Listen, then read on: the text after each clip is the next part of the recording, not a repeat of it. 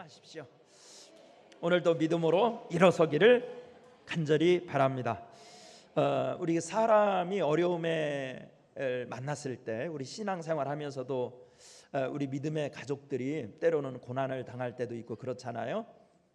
그런데 우리가 이제 남을 위로한다는 것이 자칫 그게 더 상처를 주고 또 마음을 상하게 하는 경우가 많이 있어요.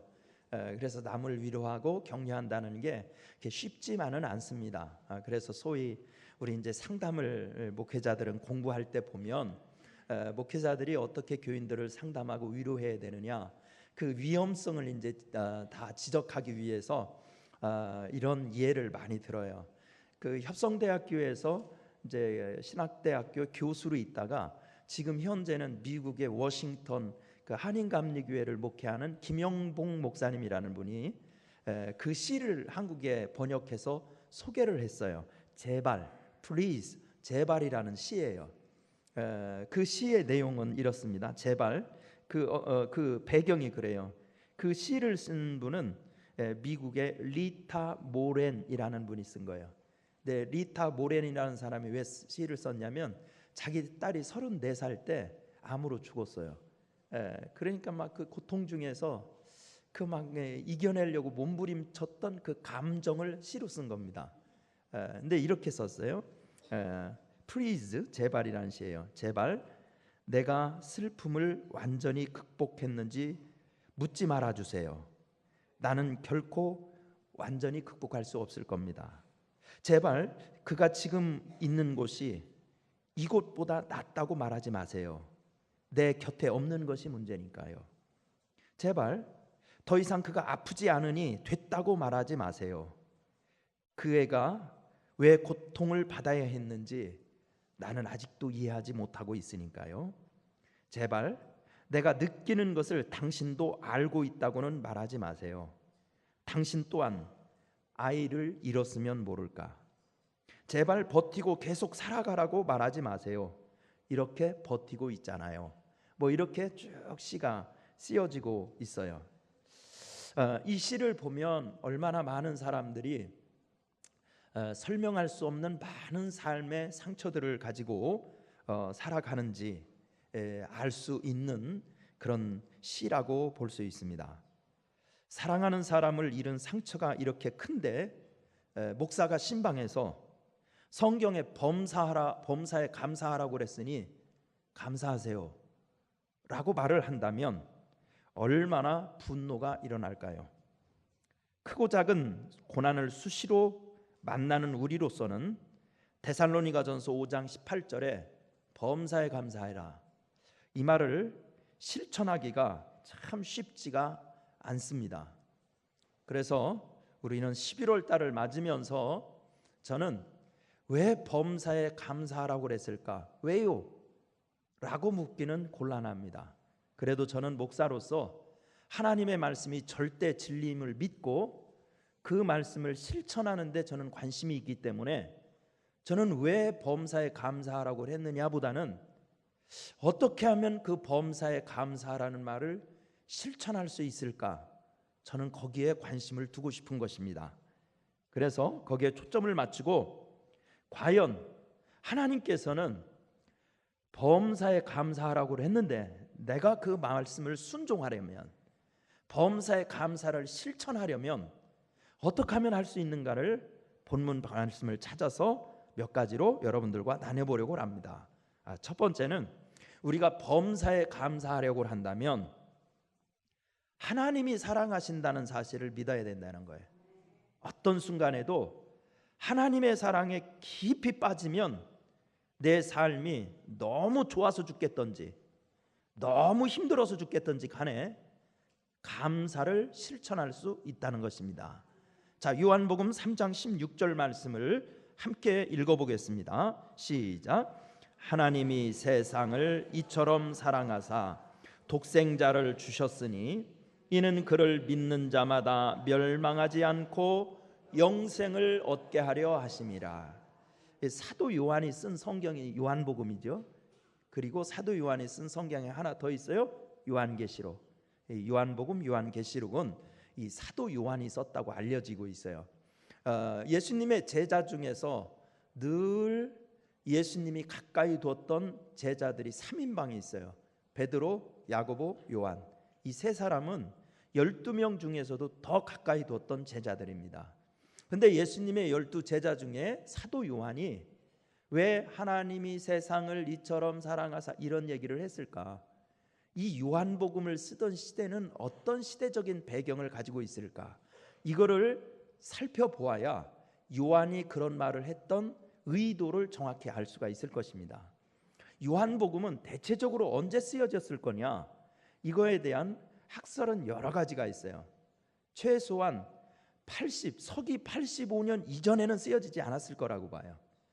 여러 가지 거기에 등장하는 배경이나 문체나 뭐 이런 것들을 신학자들이 연구한 걸 보면 최소 서기 85년 이후, 그리고 아무리 늦어도 서기 120년 이전에 썼을 거다. 옛날에는 120년 이후에도 썼을 거라고는 학설이 있었는데 여러 가지 새롭게 등장한 이런 근거를 봐서 그 이전에 썼을 거라고 봅니다.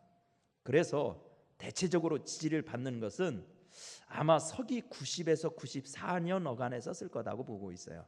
서기 90에서 94년. 그게 요한복음이 그때 요한이 썼을 거다라고 생각을 하고 있어요. 그렇다면 그때 요한이 목회하던 요한 공동체에는 어떤 일이 있었을까? 소위 말하는 서기 90년경에 교회들에게는 일반적으로 어떤 문제가 있었을까?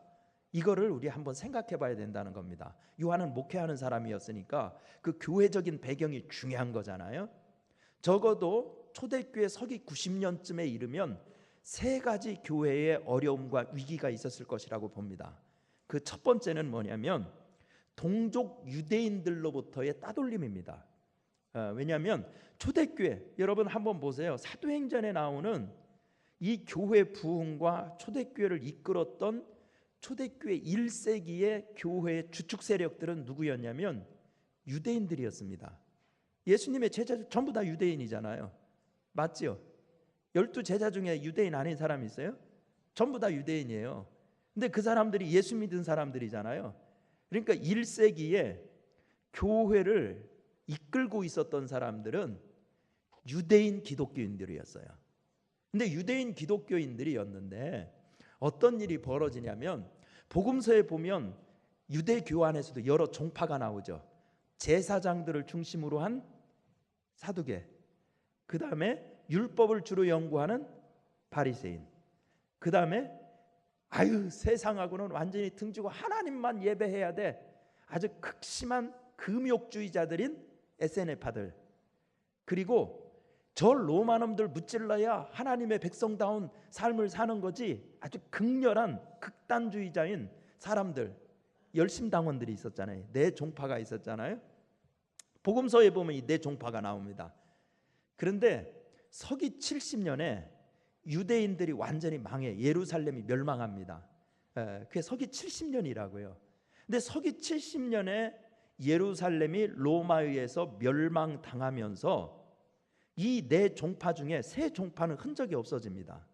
제사장 중심의 사두개파, 그 다음에 또 열심당원들 있잖아요. 이스라엘 민족 독립하자 하는, 그래서 가슴속에 늘 비수를 꽂고 다니면서 비수를 숨겨가지고 다니면서 막 저격하고 이랬던 열심당원들, 그 사람들 없어져요. 그 다음에 광야의 금욕주의자들, 세례요한에 속해 있던 그런 사람들 다 없어져요. 그리고 유대교 종파 중에서 유일하게 하나님의 율법을 중심으로 한 유대인의 부흥을 꿈꾸었던 바리새인들만 남아요. 서기 70년 이후에는. 그래서 세계 모든 곳에 흩어져 있던 유대인들은 다 종교적으로 어느 파의 영향을 받았겠어요? 바리새파의 영향을 받았어요. 그런데 이 바리새파들은 예수님을 믿어야 안 믿어요? 복음서의 시대부터 믿었어요, 안 믿었어요? 늘 바리새인들하고 예수님하고 다투죠. 독사의 자식들아 막 이러면서 그렇잖아요. 그러니까 이 바리새인, 소위 율법주의자들은 예수님이 하나님의 아들이라고 펄펄 뛰었다고요. 그러다 보니까 모든 세계에 흩어져 있는 그 당시 로마 제국 내에 있던 거대한 도시들에 흩어져 있던 유대인들은 다 바리새인의 영향을 받은 사람들이었기 때문에 그 사람들은 예수를 안 믿어요. 그러니까 유대 그리스도인들을 자기 형제로 받아들이는 게 아니에요. 완전 이단 취급해서 쫓아내버렸어요.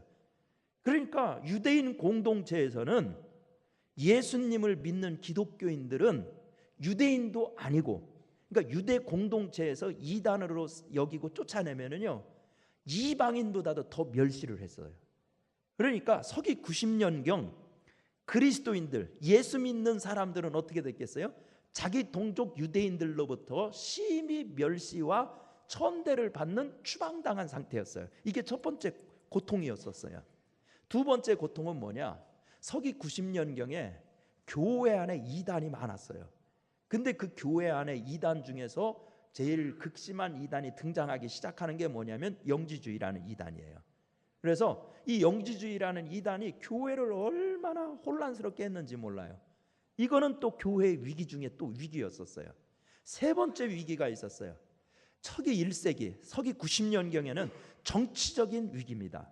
그런 로마 황제가 서기 90년경, 서기 81년부터 서기 96년까지 로마 제국을 다스렸던 황제가 도미티안이라는 황제입니다.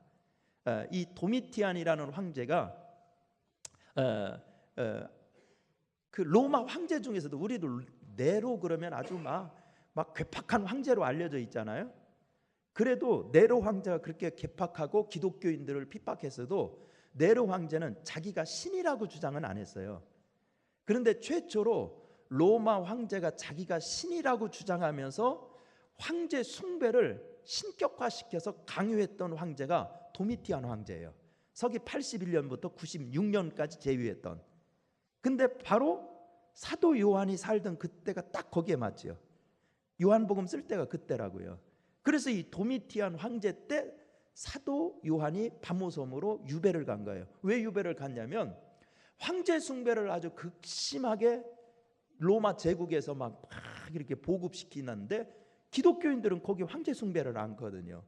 그래서 그 우두머리는 다 잡아들이려고 그러는 거예요. 그래서 사도 요한도 도미티안 박해 때 걸려들은 거예요. 걸려들어서 빨리 기독교 신앙을 부인해라고 그러니까 안 부인하니까 도미티안 황제 때 사도 요한을 끓는 기름가마에 넣은 겁니다. 이거는 이제 성경에는 안 나와 있는데 교회 전승에 나와 있는 얘기예요. 기름가마에 넣었어요. 근데 다니엘처럼 사자굴에 던졌을 때처럼 해를 받지 않으니까 이거 기름가마에 넣어도 안 죽으니까 그럼 영원히 격리해야 되겠다 해서 반모섬은 옛날에 사람 사는 땅이 아니었거든요. 죄수들만 유배 보내가지고 거기서 늙어 죽게 하는 땅이 거기였거든요. 글로 유배 보낸 거예요. 그러면 한번 보세요. 그때 당시에는 서기 1세기 특히 90년경에 교회는 유대인들로부터 핍박, 교회 안에 이단이 들어와서 고통, 그리고 로마 제국 내에서는 황제들, 그 로마 제국의 정치적인 극심한 핍박을 당하는 고난 중에 있었던 거예요. 그러니까 그 교회의 지도자였던 요한의 입장은 어떻게 했어요? 하루하루 사는 게 범사가의 감사가 나올 상황입니까? 이게 지금? 말이 안 되잖아요. 이게 죽냐 사느냐 이 고통 중에 사는 거예요. 그럼에도 불구하고 사도 요한이 어떻게 해서 범사의 감사를 승리하는 기독교인으로 남을 수 있었냐는 겁니다. 그거를 고백한 게 요한복음 3장 16절이에요. 이것은 사도 요한의 체험적인 고백이에요. 그 삼중으로 우겹삼을 당하는 고통 중에서도 기독교인으로서의 감사를 실천할 수 있었던 것은 사도 요한이 오직 한 가지만 묵상했던 거예요. 그 고통 중에서 뭐예요? 하나님이 세상을 이처럼 하나님의 사랑을 깊이 묵상하고 그 사랑에 자기가 완전히 몰입돼 있으니까 그렇게 세상에 견딜 수 없는 고난이 정말 소나기처럼 쏟아져도 이길 수 있었다는 사도 요한의 고백인 겁니다. 아멘입니까? 그것은 우리 세상의 많은 문화 작품들 유행가 가사에서도 나오는 얘기 아니에요? 사랑이 진짜 사람이 사랑에 그냥 몰입하고 사랑에 빠져버리면 눈이 멀잖아요. 어떤 고난도 이겨내잖아요. 그런데 세상의 사랑 정도가 아니라 하나님의 위대한 사랑에 내가 완전히 빠져서 그 사랑의 은혜를 느끼고 그 사랑에 내가 훨씬 취해 있으면 세상의 어떤 역경이나 이런 속에서 넉넉히 범사의 감사를 실천할 수 있게 된다는 거예요.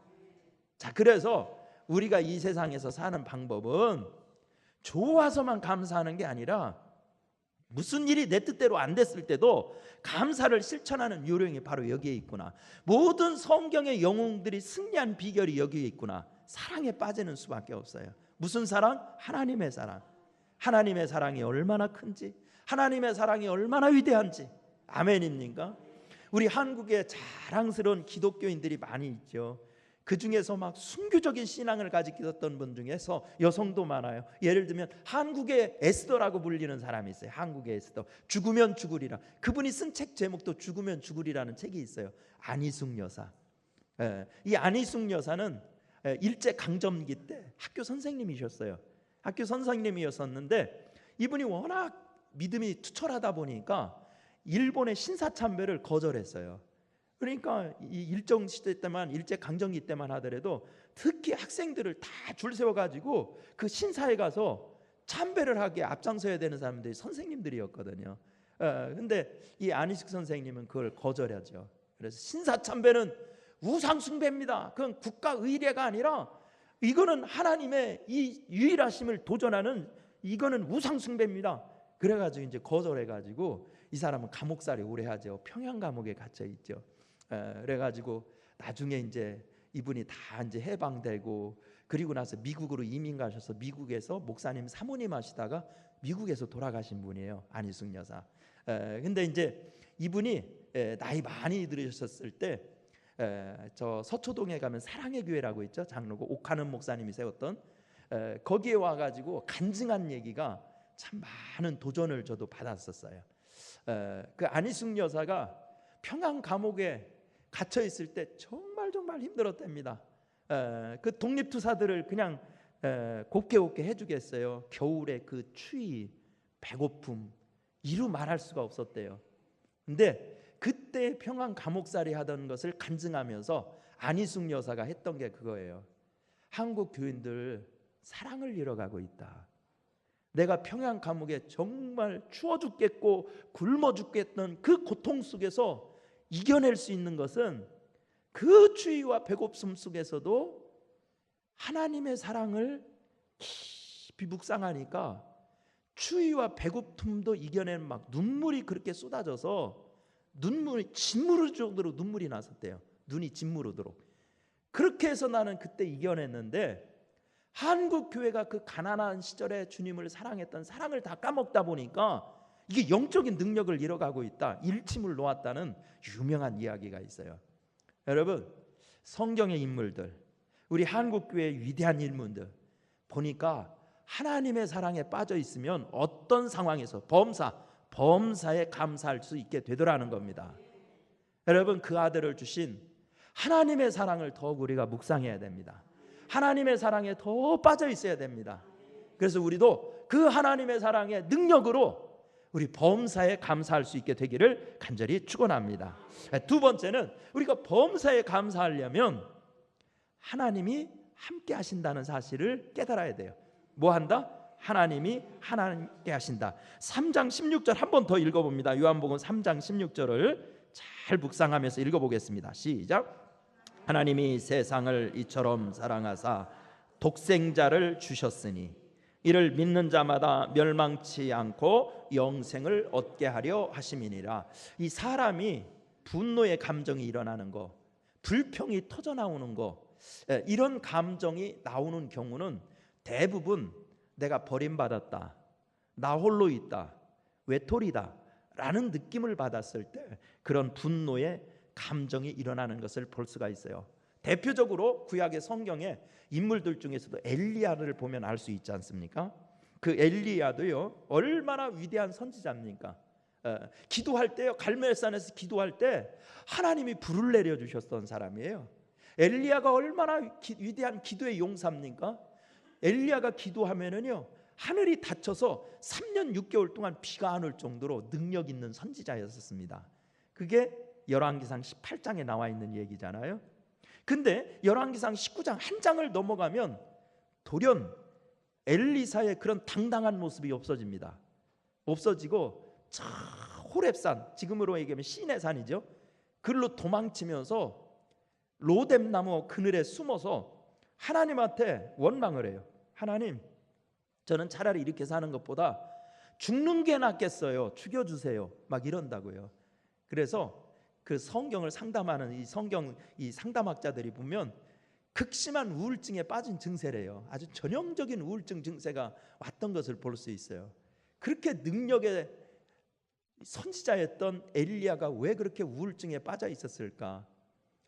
근데 그의 고백을 보면 알 수가 있습니다. 그래서 구약성경 열왕기상 19장 14절 말씀에 보면 이렇게 말하고 있어요.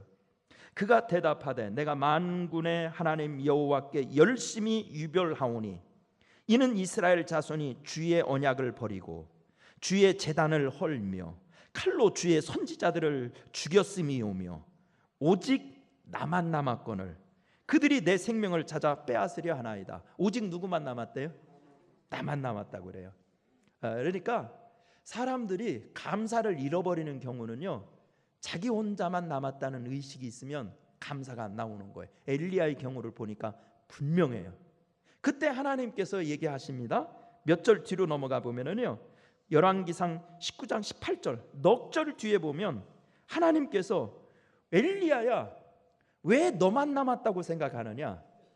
내가 이스라엘 중에서도 바알에게 무릎 꿇지 않은 7,000명의 용사를 지금 숨겨놨다. 그렇게 얘기합니다. 7,000명의 용사를 숨겨놨다는 얘기는 너는 혼자가 아니라는 거예요. 혼자가 아니라 믿음의 동역자들이 많이 있고, 더 중요한 것은 내가 너 혼자 이렇게 그냥 고전을 하면서 말이죠, 우상 숭배와 싸우는 모습을 보고 있고 내가 함께 하고 있다는 하나님의 메시지였던 것입니다. 아멘입니까? 그래서 우리가 이 감사를 잃어버리는 이유를 보면 하나님의 함께 하심을 의식하지 못하면 이게 원망이 먼저 나오는 것을 볼 수가 있어요. 아멘입니까? 근데 반면에 보세요. 어떤 역경 중에서도 하나님이 함께 한다는 사실을 믿으면 여러분 감사의 사람으로 살 수가 있어요. 다윗이 대표적인 경우입니다. 사무엘상 17장에 보면 다윗이 역사의 전면에 등장하는 모습이 나오고 있어요. 어떻게 하냐면 전쟁터에 우연히 면회 갔다가 그는 이제 하나님의 사람으로 막 이제 인정받는 코스를 밟게 됩니다. 근데 이 다윗이 어떻게 해서 골리앗 앞에 나설 수 있었는가? 그리고 주눅들지 않고 당당히 골리앗하고 맞서 싸울 수 있었던 건가? 사무엘상 17장 37절 말씀에 보면 이렇게 말하고 있어요. 또 다윗이 이르되 여호와께서 나를 사자의 발톱과 곰의 발톱에서 건져내셨은즉, 하나님은 사자의 앞에서도 곰의 앞에서도 함께 해주시더라는 거예요. 그 위기 가운데서도 하나님이 함께 해주시는 것을 자기는 눈으로 똑똑히 체험했기 때문에 나는 골리앗 두려워하지 않는다는 거예요. 지금 이스라엘 나라가 이렇게 막 그 블레셋이라는 나라에 그냥 눈치를 보면서 살아름 걷는 것 같은 그 상황 속에서도 자기는 당당히 감사하면서 살 수 있는 이유가 있다고 그렇게 말하고 있어요. 골리앗한테 나설 때도 그럽니다. 사무엘상 17장 45절 말씀에 보면 다윗이 블레셋 사람에게 이르되 너는 칼과 창과 단창으로 내게 나오거니와 나는 만군의 여호와의 이름, 내가 모욕하는 이스라엘 군대 하나님의 이름으로 내게 나가노라, 이렇게 말하고 있어요. 하나님과 함께 하심을 믿기 때문에 내가 원망하고 불평하고 위축돼서 도망갈 이유가 하나도 없다는 겁니다. 하나님이 함께 하시기 때문에 하나님이 함께 하신다는 그 하나의 사실만으로도 나는 얼마든지 세상에서 감사하며 살 수 있다는 겁니다. 사실 그렇지 않습니까? 세상 만물을 다스리시는 세상의 주인이신 하나님, 그분만 나와 함께 해주신다면 원망할 거에 뭐가 있겠습니까? 불평할 게 뭐가 있겠습니까? 감사할 수 있는 것 아니겠습니까? 그래서 구약 성경의 모든 하나님의 종들이 그래요. 모세도 그럽니다. 하나님께서 심부름 시키니까 나 못해요, 뭐 막 불평을 하면서 내 나이가 몇 살인데요, 별 원망을 다 할 때 하나님께서 모세를 설득하는 것은 내가 너와 함께 해주겠다는 거예요. 아멘입니까? 여호수아가 어떻게 해서 그렇게 가나안 땅에 들어가는 하나님의 인정받는 일꾼이 되었을까요? 10명의 정탐꾼들이 그냥 푸념만 늘어놓고 원망만 늘어놓을 때, 여러분들 그렇게 하지 마십시오.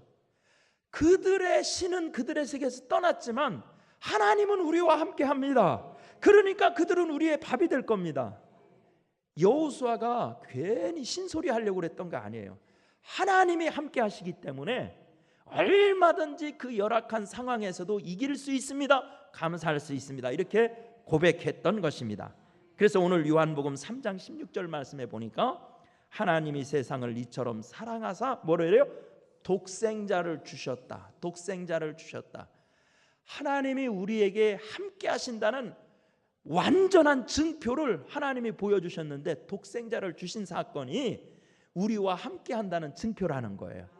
그게 마태복음 1장 23절, 처녀가 잉태하여 아들을 낳으리니 그 이름을 뭐라고 하라?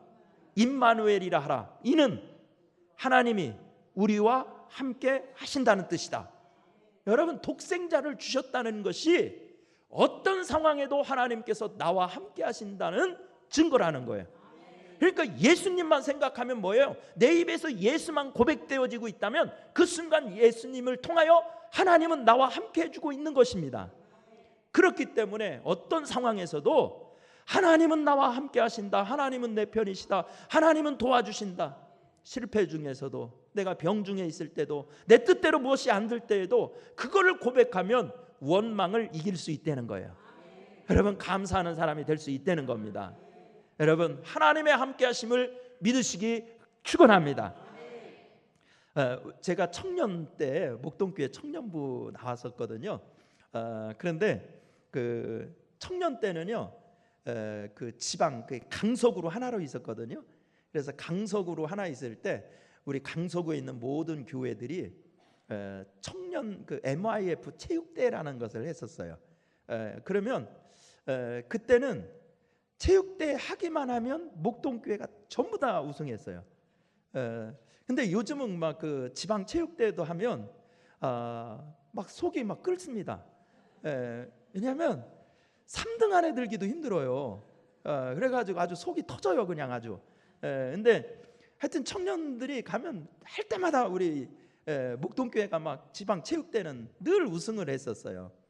근데 왜 그렇게 이렇게 잘하나 봤는데, 그 전에는 이렇게 저 뭐 화곡 초등학교 이런 데서도 막 체육대회를 하고 있으면은요, 우리 교회 여선교회에서 어떻게 알아가지고 막 밥을 해가지고요, 니아까 이런 거 있죠, 그런 데다 싣고 거기까지 끌고 왔었어요, 여선교회가.